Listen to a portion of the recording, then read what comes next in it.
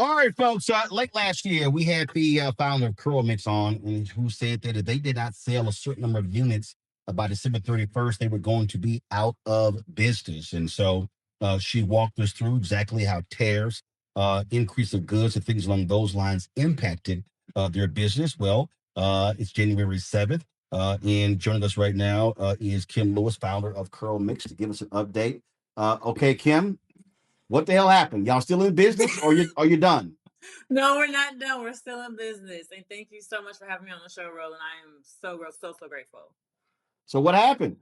So we ended up getting the 20,000 orders, which was phenomenal. And I'm so grateful to everyone in the community for all the donations and orders. And my team has just been working really hard to get orders out, to ship everything. But we were able to pay down about a half a million in debt, which was phenomenal. And we were able to add a few jobs to our operations and our manufacturing facility.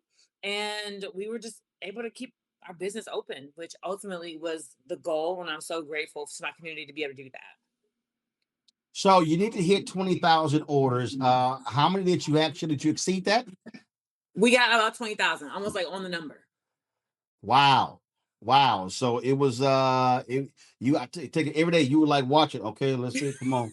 Come on. Like y'all, come on, let's hit this number. I have a ticker in my house that counts every day. So I can see when the order's going up. And I'm like, oh, today is slow. Yeah, we gotta get on live, we gotta send an email, we gotta send a text message. Or some days it's like every second I'm like, ooh, like what's popping, what press went out, what ad is doing well. So yes, we were counting down to the last day for sure. Okay. So what's next? Here we go. You got the 20,000. We're in 2026. What's next? Right now I'm focusing on building CurlMix, and so you'll see more come out about that. I realize that our special sauce is building in public. It's always a kind of a fight internally to do it. For those of my team members who are more conservative, they never really want to talk about like the numbers publicly, and my investors are like, we don't want to share things, but then my crowd wants to know updates.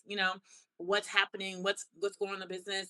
And every time we've done something public with the business, it's been successful. From Shark Tank to crowdfunding the first time, crowdfunding the second time, and then protect CurlMix. Now, like that's our secret sauce. Why don't we just go all in and build in public? And so I'm going to be bringing our customers along as we build in public throughout the year. Where we go through Yes, different that's challenges. Sorry, go ahead. yeah. Listen, I have said to numerous people that very issue. I talk about what we do here, and I was having a conversation with several individuals, and I said you have to be transparent. I said you have to be letting people know this is where we are, this is what we're doing. And I'm going to have probably tomorrow, I'm going to be, there was somebody who was supposed to build our new sprinter, and it's a black owned company. This person did not. We sued them. We just got the default judgment. I'm going to give the details tomorrow. And so when it's a piece of equipment and we're trying to do something, I'm like, y'all, this is what this stuff costs. Because we're in a moment now, and I was having this conversation with sister who's had a business for more than 20 years, and I keep saying we got to understand. When we say it's just us, ain't no cavalry coming for us. We see how they are attacking contracts. We see how they're attacking DEI. We see how they are going after everything. They want to defund Black America. And so this is where we have to look inward and really build. And that means being very transparent, open with the public. Let them know that, hey, if y'all want this stuff to continue, this is what you're going to have to do. No one is coming to save us. No one. And you're so right. And what we've learned though is that we can save ourselves. It is possible. And I think building in public is going to allow people to just be bought in and really feel like we're being honest, because I think that sometimes people think we're hiding things, and that's never the intention. It's always with the intention to protect the business. But I think you can protect the business and still be transparent at the same time. Maybe in fact protecting the business is being transparent, you know? So that is my focus for 2026, building CurlMix. All right, then. Well, congratulations. Glad you hit it on the number. It's still in business for folks who want to check your product out. What site did they go to?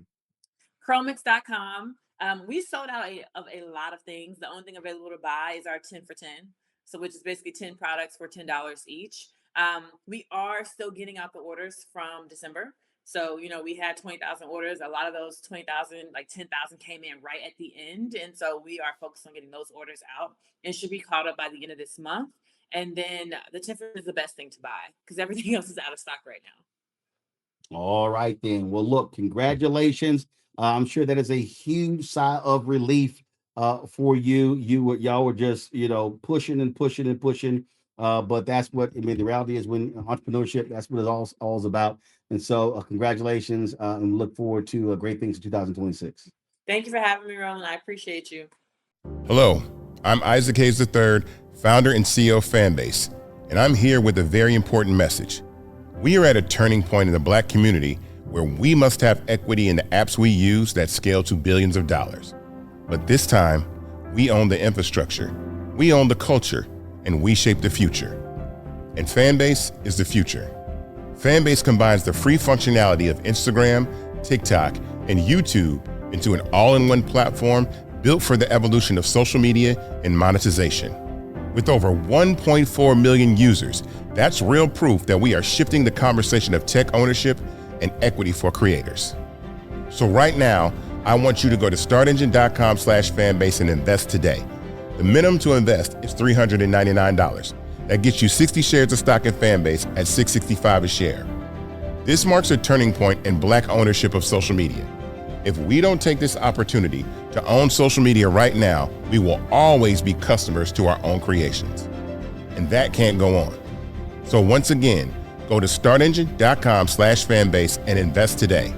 We must own the platforms where our voices live, our stories matter, and where our culture drives the world.